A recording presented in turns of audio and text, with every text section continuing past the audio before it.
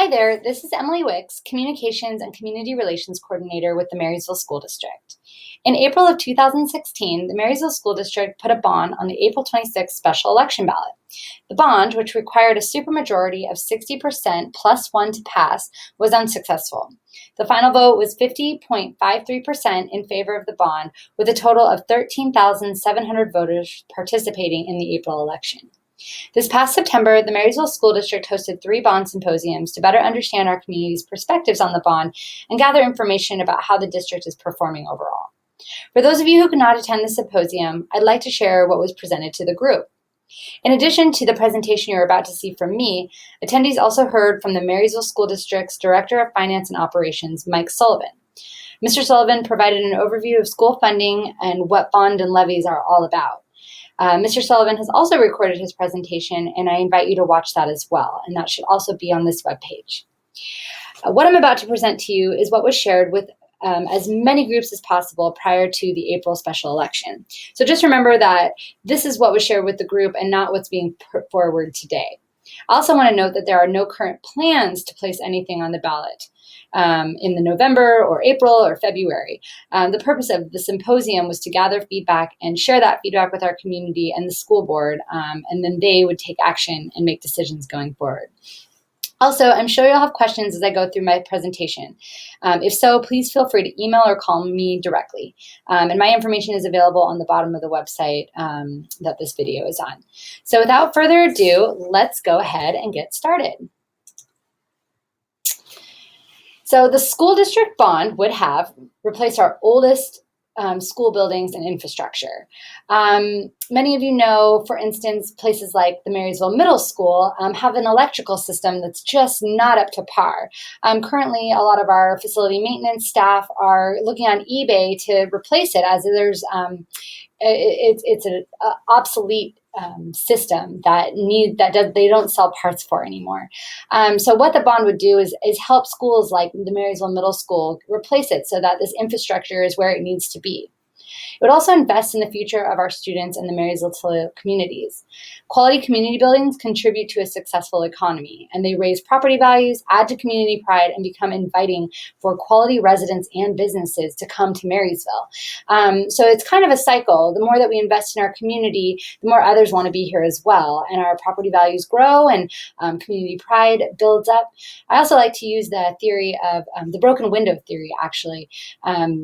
When you have a broken window in a community, crime ends up developing and persisting just as much as that broken window is not fixed. But as you continue to improve your community, clean up graffiti, do sorts of things like that, community pride adds and crime begins to diminish because people don't see that as a crime-ridden area. In addition, the passage of the technology levy has done amazing things for our students and brought 21st century learning to our classrooms. However, some of our classrooms are not up to par with that 21st century learning.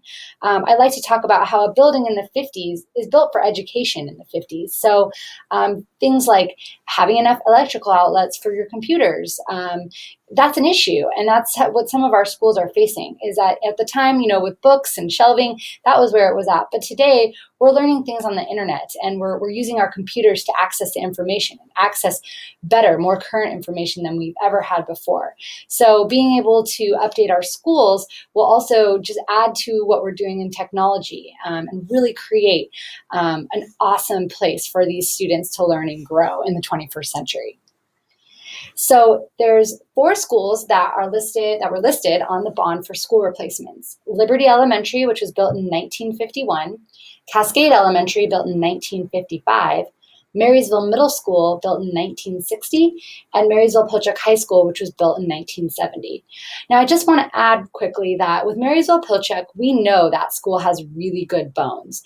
We have a fantastic stadium, a great gym there. They also have a great pool, community pool that folks use, as well as the new MPHS Commons that's being created as well. So this would actually be a partial replacement where we would not replace those. They would be renovated and made to look a little nicer, while the rest of the school would be replaced and just shifted a little bit. So none of the work that we were doing so far would go to waste. It would just add to the school and really also maintain that history that we have at Marysville Pilchuck High School. In addition to the 4 school replacements, the bond would have added a new middle school in North Marysville. Now, I'm going to try to explain this a little bit, as this is where some folks got a little confused about this. Previously, we had talked about replacing Totem Middle School, which is in the heart of Marysville, as you know, kind of near Comfort Park, and some really great space that the city is working on. It also shares Asbury Field, which is run by the city, and where we host many of our events, like the Strawberry Festival and other big community events like Touch a Truck. So we thought about replacing Totem, as it desperately does need that. However, a better idea was to create a new Marysville in a property that we already own in North Marysville. Marysville is becoming really long. It was always been in the shape of a J, but today it's even longer. It's a very long J.